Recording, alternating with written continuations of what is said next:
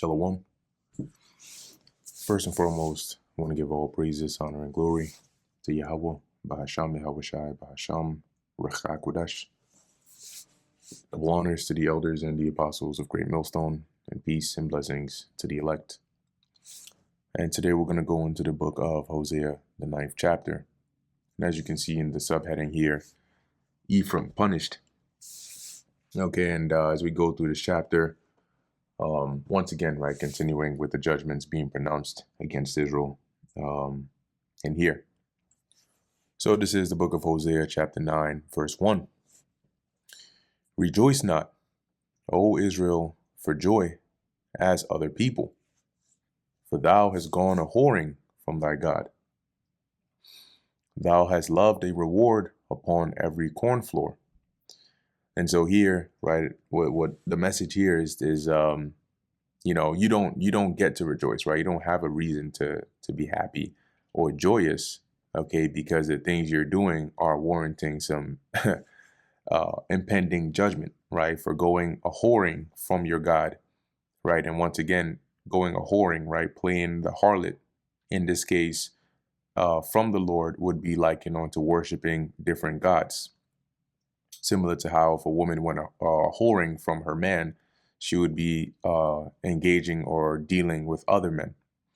And that's here what Israel was doing.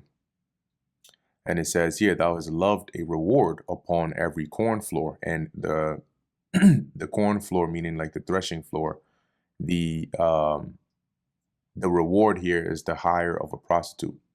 So there's the analogy being used there again, right? Which is to say, like you've hired, like you've whored yourself out, okay, pretty much on every threshing floor for a reward. Verse 2, the floor and the winepress shall not feed them. Now the floor being the threshing floor and the winepress being, you know, like it's like an area where they would put the grapes, step on them, right? And then they would get the blood of the grapes for wine. And so what the Lord is saying here is the floor, which represents the crops, right? Because when they would harvest, they would then thresh the crops, right, on the threshing floor and get the actual substance that they needed, the grain and so on.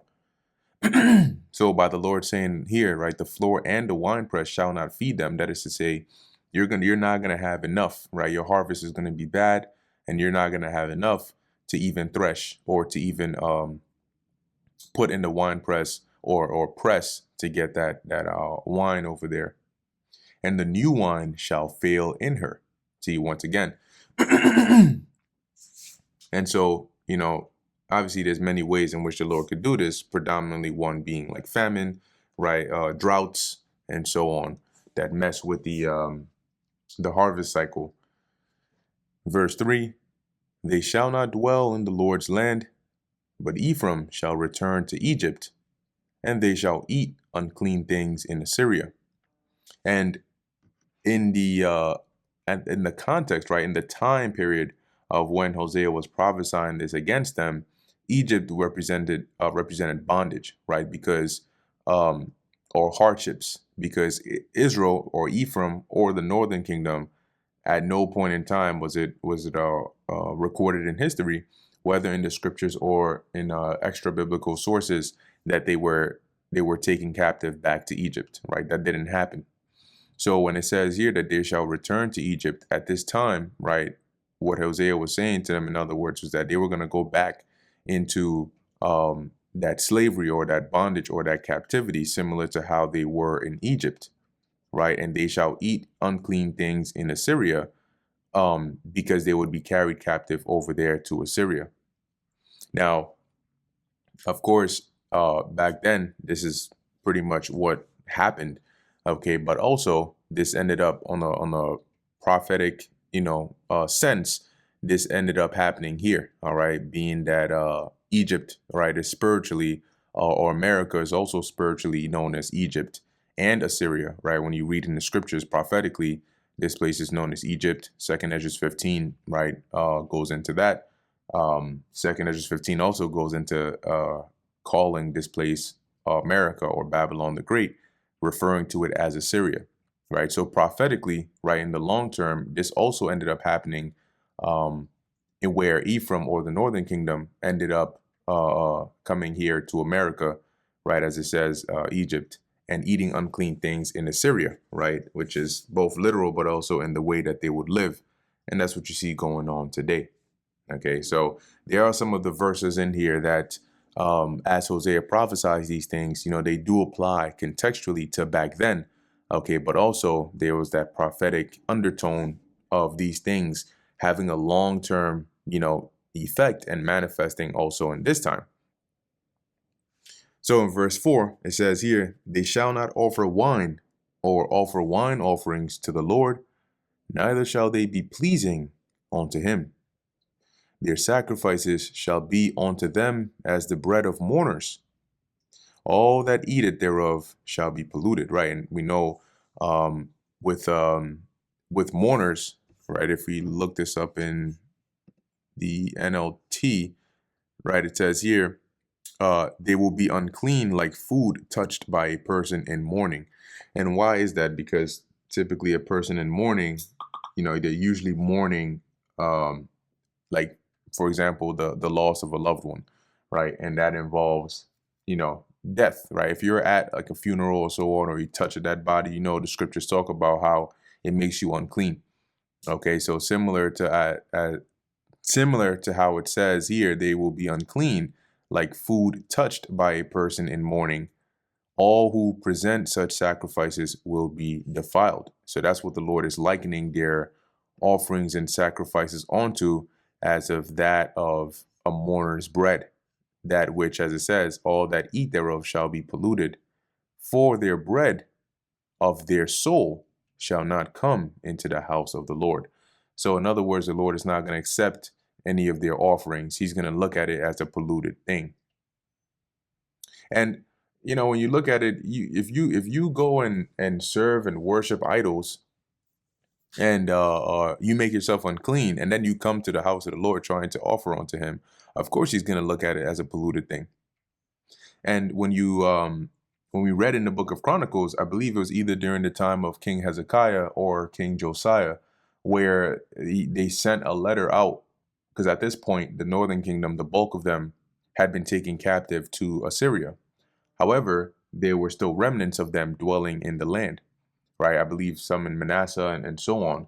And so they sent letters among them concerning the Passover to say that, hey, come down to Jerusalem and let's all keep it together in returning back to the Lord, right? And then the scriptures say that some mocked, but some also came down, though they had to improvise for that Passover because majority of them were unclean, okay? And why was that? Because they had been so long in the ways of idolatry, and in the ways of being misled and not serving the Lord, that a lot of them didn't even know how to properly prepare for the Passover. Verse 9, what will ye do in the solemn day, and in the day of the feast of the Lord Yahweh? So what are you going to do when these holy days come, right? And in the high holy days, the feast days, for lo, they are gone because of destruction, right? So the Lord, in other words, the Lord has taken that away due to the destruction that he brought. You can think of a case, like an example, during the time of Antiochus, right? How he took away the, basically due to his rule, we couldn't keep Sabbaths, right? We couldn't call ourselves Jews. We couldn't keep the holy days, right? By the destruction that he brought upon our people. So similarly, as it's saying here, what are you going to do when that time comes around? Because through the destruction that I'm going to bring upon you, I'm going to take all that away. Right? Egypt shall gather them up. Memphis shall bury them. The pleasant places for their silver, needles shall possess them. Thorns shall be in their tabernacles. Now, I also want to get this in NLT as well. As it says here, which in the NLT, they sort of interpret that first part about, lo, they are gone, as though as Israel escaping from Assyria. But when you read the verse above, right, it gives you the context as to what is gone here, right? Which is why that question is being asked. Well, what are you going to do in the holy days, right, in the solemn days and in the feast days, right, because those are going to be taken away through the destruction that I'm going to bring upon you. Anyway, the part I want to emphasize here is down here, right? As you can see, it says Egypt will conquer you and Memphis will bury you. Needles shall take over your treasures of silver, and thistles will invade your ruined homes. So, like I mentioned, there isn't really an account of Egypt coming and taking Israel captive here. Okay, but the back then during Hosea's time, this would represent Egypt here would represent the captivity that they would be going into. Okay, but also looking at it from the prophetic sense, Egypt being modern day America, when you go all the way into the future, right? If you follow the historical line of the Northern Kingdom here, what happened to them, right? They were sent captive to Assyria, right? They dwelt there for a period of time, and then they ended up leaving Assyria. It tells you that in Second Ezra, the 13th chapter, right? They left the east and came to the Americas, right? And they dwelt here for a time before, of course, Esau went back there to meet them again, right? As the conquistadors and the Spaniards and so on, right? What's this guy's name? Christopher Columbus and all of that. But after that period of time, you know, time moves forward a bit, and then you have that time period of slavery and so on. And really, when America was formed, right? If you go back during that early period when they started warring with the natives of this land and basically taking them over, pushing them onto reservations, building those railroads over their land, right? There's something known as the Trail of Tears, and I forget the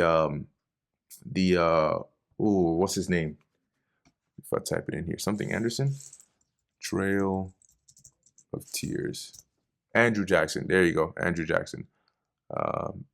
But let me read it here. It says the Trail of Tears refers to the forced removal of thousands of Native Americans from their ancestral lands in the southeastern United States to Indian Territory. And then it goes on, so on and so forth. Now, keep in mind, the Northern Kingdom, right, also went into captivity and suffered hardships like the Southern Kingdom did.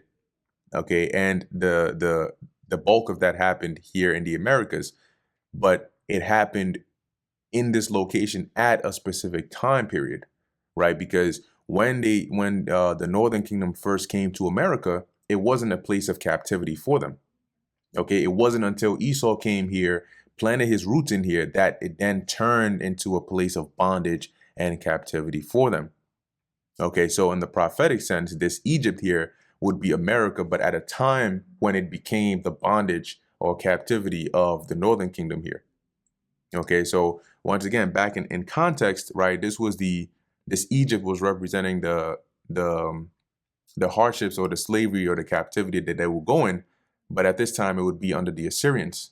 Okay, though prophetically in the future, right, this would apply again, though Egypt will represent America at that time. And as we saw that happen, throughout history, right? If you go back and you look at around the time when Esau came here, you'll see examples of that. So as it says, Egypt shall gather them up. And as we read this in the NLT, right, as it's worded, Egypt will conquer you. Okay, and it mentions here Memphis, which is just a city in Egypt, but it's just reiterating the same point, right? As it says, Egypt shall gather them, Memphis shall bury them, i.e., this would be a burying place. And we see that happening, right, to a lot of Israelites. It says the pleasant places for their silver, needles shall possess them. So the places where you store up your treasures will be filled with needles, which when you look that up, right, it's just like thistles and let's see how they word it here. Right, thorns and useless plants and so on. Okay, which signifies basically destruction, right? So as one point you had, all this riches and, so on and so forth that you stored. Now it's just filled with like branches and plants and thorns. And as it says here, thorns shall be in their tabernacles, right? So the places where you used to dwell is going to be basically uninhabited anymore. Okay, and we see this sort of pattern throughout various other scriptures of, the writings of the prophets when they prophesied against Israel. Okay, and that's why, most of the breakdowns that we'll go through, or that we do go through and that we use today, it's important that we qualify them as well, right? Because most of the time we speak on the prophetic aspect of that, chapter or of that verse, but it's also important to know historically what was meant by that, right? Who was the prophet referring to at that time? How would that manifest at that time? But also understanding that there's a prophetic aspect to it, that would befall our people again in these times. Okay, so Hosea 9 and 6 being an example, right? And jumping into verse 7, it says, the days of visitation are come. The days of recompense are come. Israel shall know it. So now Hosea is telling them, look, for so long you've been going in the wrong way. We've been warning you and warning you and warning you, and you just are not taking heed. Well, now the Lord is about to visit you, right? He's about to recompense or pay you back for that trouble or that tribulation, or that iniquity that you've been committing. And that's why it says Israel shall know it. There's going to be no doubt in anybody's mind what's going on. The prophet is a fool. The spiritual man is mad for the multitude of thine iniquity and the great hatred. So what that represents is the lack of guidance, right? And you know, let's just say, lack of a better word here, information, right? Because typically the prophet, they would go to the prophet to consult about, things that they need to know, things concerning what the Lord has planned and so on.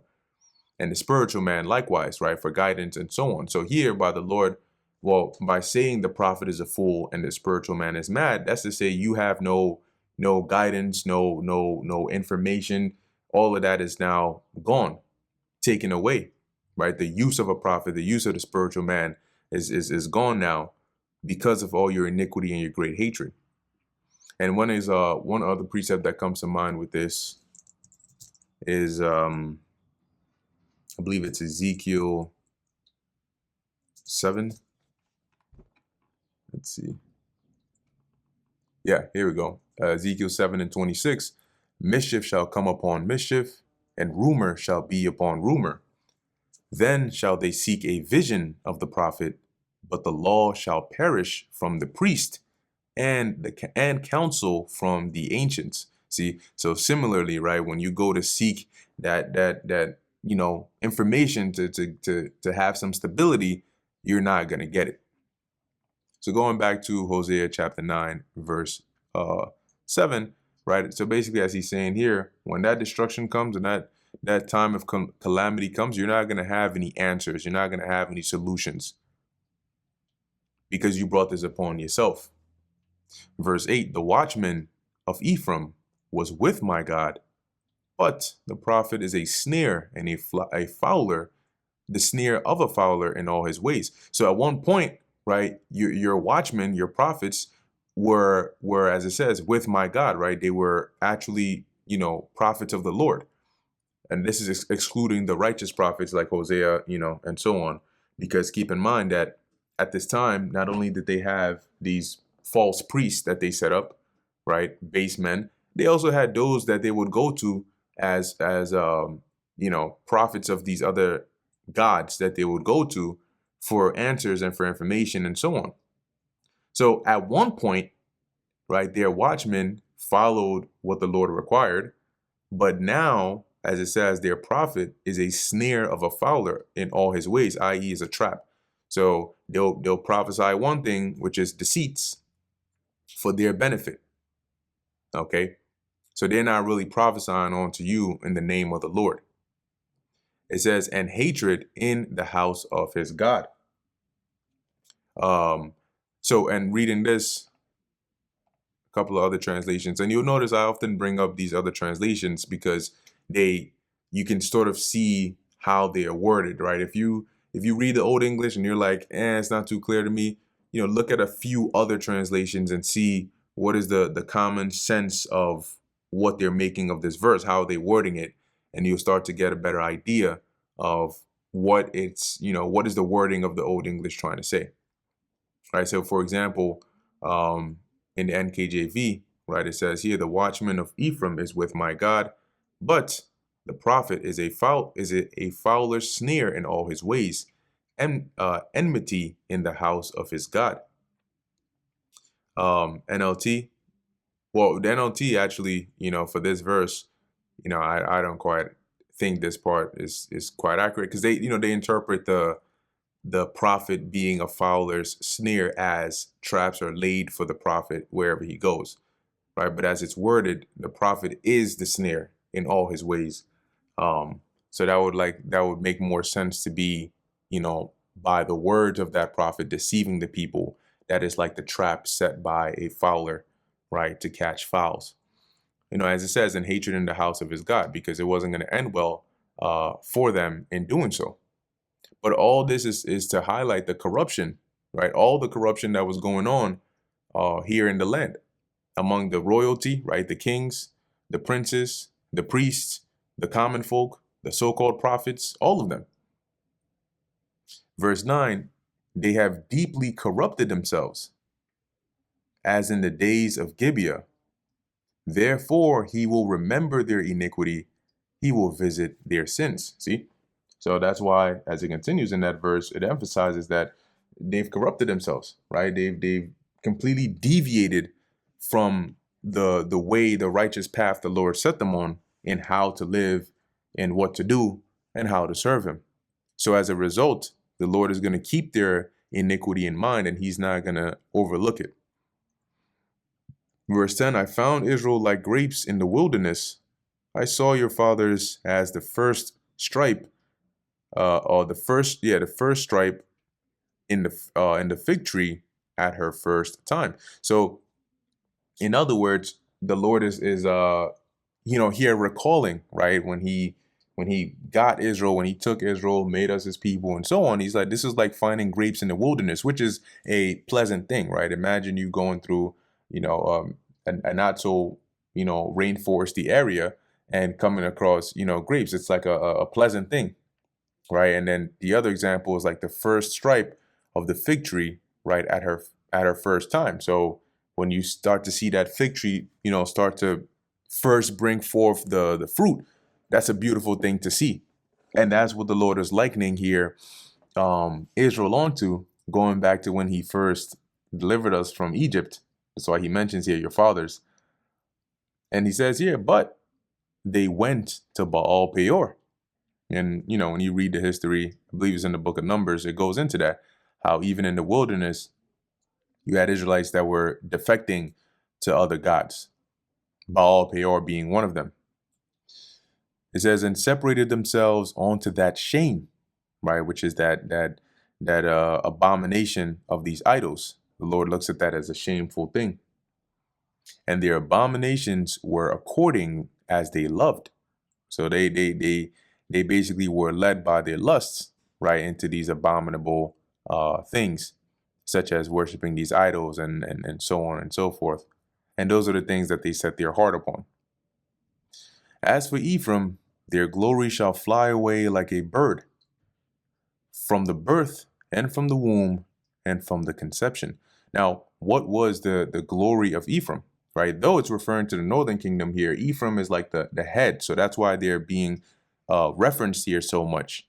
Similarly, when you read about judgments against the southern kingdom, you'll hear mention of Judah, Judah, Judah, though that Judah consists of Benjamin and Levi as well. But here, dealing with Ephraim, the name Ephraim, right, in the Hebrew, Aparium, right, I believe it's fruitful, or he is fruitful. So that fruitfulness doesn't mean that they were going to be, apples were going to come out of their hands and stuff. But fruitfulness meaning, like, for example, their women were very fertile, right? So they will populate very quickly. They would have a lot of children. Like that was that thing. So if you're dealing with them Ephraimites, you better watch out. But anyway, so that was their glory. But the Lord is saying here, right, that glory is going to be taken away. It shall fly away like a bird. From the birth and from the womb and from the conception. So that's why it starts to mention this, like, children and bearing children, because that glory was their fruitfulness, and the Lord is going to take that away. So, for example, NKJV and NLT, right? As for Ephraim, their glory shall fly away like a bird. No birth, no pregnancy, no conception, right? NLT, the glory of Israel will fly away like a bird, for your children will not be born or grow in the womb or even be conceived. Okay. Verse 12, though they bring up their children, yet will I bereave them. Okay. When you look into that word bereave, pretty much the Lord is going to take away their kids. Right? It says here to be deprived of a loved one through a profound absence, especially due to the loved one's death. And so, be it miscarriages, all sorts of complications, the Lord is going to, he was going to basically put that upon them. Right. And that would be a shame. That would be a recompense to say, like, yo, you at one point, you even, put your hand on her shoulder and she's already pregnant. And now, like, you look at your women today, or look at your women now, like having trouble with, having children and all these things. That was the judgment the Lord said he was going to bring. Right. So as it says here, I will bereave them. So their children are going to die, that there shall not be a man left. Yea, woe also to them when I depart from them. Okay. So the Lord is like, I'm going to bring this judgment upon you. I'm going to take away that glory that I gave you. And you're going to have a really hard time when I basically take away my protection and the benefits that I've been putting upon you. And I go to my own place and I leave you to fend for yourself. That's why he says, woe unto them when I depart from them. Now, in saying this, the Lord was going to apply this, mostly on a majority level, right? But not on 100% every single person, because if that was the case, then, Ephraimite women would be just infertile, right? And they would just, or even just the northern kingdom, they would just be infertile, right? They would be barren. And that wasn't the case. Okay. But they're not as fruitful as they once were. Verse 13, Ephraim, as I saw Tyrus, is planted in a pleasant place. So similar to Tyre, right? When you look at where they were located and how advantageous it was to them, they were, usually in a good position, right? Both financially, both in terms of geographical location by the body of water, they were doing good. So the Lord is here likening Ephraim onto that, saying, like, you were doing good, at one point. You were planted in a pleasant place by the water. You were not literally for Ephraim, but, you were in a good position. However, right, but Ephraim shall bring forth his children to the murderer, right? To say that you're going to bring forth your children, but they're going to be killed. They're not going to last long. Okay. And this murderer would be pretty much wherever their captivity would be. Okay. So back then it was Assyria, right? Historically. But for example, today, right, it's here in America. And who is the primary murderer here? Esau, Edom. So what is an example? How many times do you see, and most of the time they paint the picture as though this is usually just Southern Kingdom Israelites that are getting put to death, but Northern Kingdom Israelites get it just as much. Okay. And so you would have cases when people get shot, they get gunned down by the cops, they get, whatever the case is, that's whatever young man that is, young woman that is, that's the son or the daughter of somebody. Okay. And that's all, due to the judgment of the Lord upon Israel. So as it says in verse 14, give them, O Lord Yahweh, what wilt thou give? Give them a miscarrying womb and dry breasts. Okay. And once again, like I said, this wasn't something the Lord did on 100% scale, right? This was just the majority. So though you may see, at least even from this point on, right? And this sort of carried out over time as well, right? So over time, the fruitfulness would decrease and decrease and decrease. So you may see, for example, today in today's time, you may see Israelites, yes, they're having kids and so on. But one, the quality, right, of them and their children are not how it used to be before, right? The fruitfulness is not how it used to be before. The death rates are much higher, whether it's during birth, whether it's after birth, meaning like you have children, but most of the time they don't really live to a full age because of the, whether they get thrown in jail, or they get murdered, or they get killed, or whatever the case is there.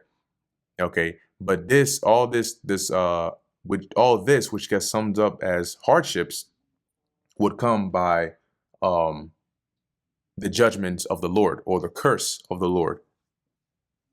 Verse 15, all their wickedness is in Gilgal, for there I hated them, for the wickedness of their doing.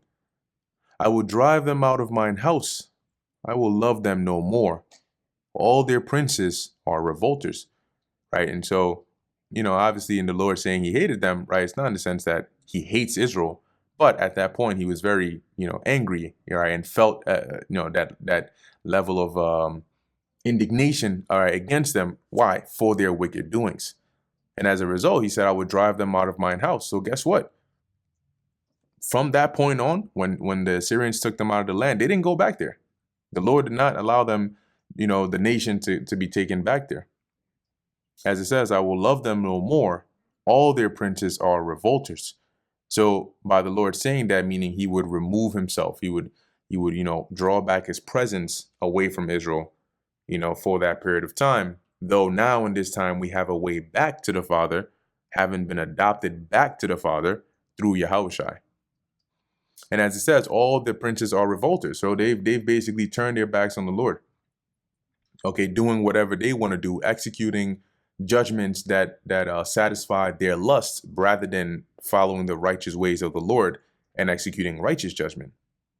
And the princes are mentioned here because they are the ones, in positions of authority. So they should be the ones who are making the right decisions, right? Rather than influencing the people in the wrong way. Verse 16, Ephraim is smitten, their root is dried up. So now they're being likened onto like a tree. And when the roots of a tree are cooked, it's done. Okay. So as it says, their roots are dried up. They shall bear no fruit. Yea, though they bring forth, yet will I slay even the beloved fruit of their womb.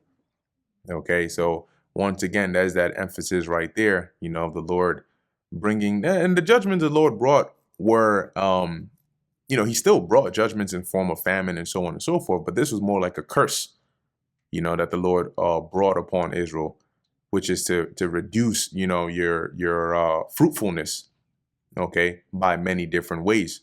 And some of those are even through, when the Lord says slay, some of those are through diseases, okay? Some of those are through like actual events that happen. You get shot, you get stabbed, whatever the case is, okay? And some of them are through birth defects, and so on and so forth. So there's many ways to accomplish this that the Lord, has and did and is doing.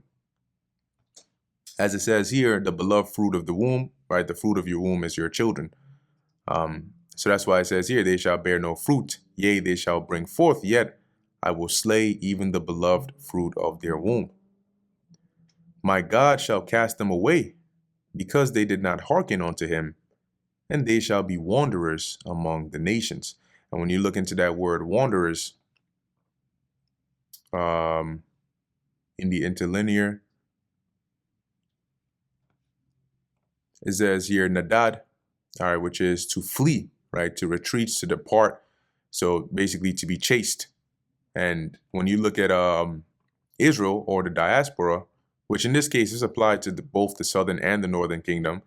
Okay, but when you look at, because remember, Hosea says this at this time, but it's not like a instantly, right? This is something that, as it says here, they shall be wanderers among the nations. So because of your wickedness, this is what's going to happen to you. This is what's going to start happening to you. And so, yes, you had Israelites that migrated, but a majority of Israelites that are scattered, across the various parts of the world today are through means of fleeing, right, or being taken captive to a certain land, and so on and so forth, right, amongst these other nations. And when you go throughout the world into these other nations, yes, you have Israelites there that look physically like, the native inhabitants of that nation, but you can always tell by what community or what section that they're in that these are Israelites based on how they're treated, and or how they live. Okay, it's not that of, that royal state that the Lord created us to be in. Okay, so that's why they're likened onto being wanderers among the nations, which was a part of the curse or the judgment that the Lord brought upon us because of this iniquity and this hard-headedness. So anyway, that brings us to the end of the book of Hosea, the 9th chapter. Lord willing, that was edifying to the elect. In closing, I want to give all praises, honor, and glory to Yahweh, Bahasham, Yahweh Shai, Bahasham, Recha Kudash. And until next time, Shalom.